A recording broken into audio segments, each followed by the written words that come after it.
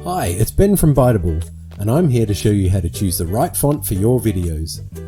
First of all, let's look at some font categories. Serif fonts are named after serifs, which are the small decorative flourishes on the ends of the larger strokes in the letter forms. Sans is French for without, so a sans serif font is a font without serifs. Display fonts are highly decorative fonts, and handwriting fonts are exactly what they sound like. Each font conveys a huge amount of character and meaning, and can send very clear graphic messages, so it's useful to learn about what you can say with fonts. Serif fonts are a much older style of lettering, so they suggest class, establishment, and old knowledge, but they can seem a little outdated. But there are more modern serif fonts that are quirky and friendly, or have a fun retro vibe. Sans serif fonts are a much more modern style, so they can communicate progress, modernity, and cutting-edge thinking.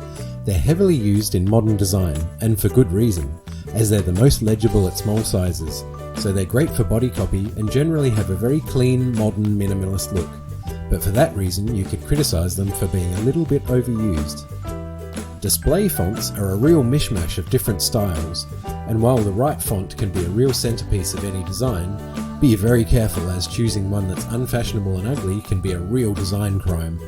And bear in mind that you would never use a display font for body copy due to their lack of legibility at small sizes.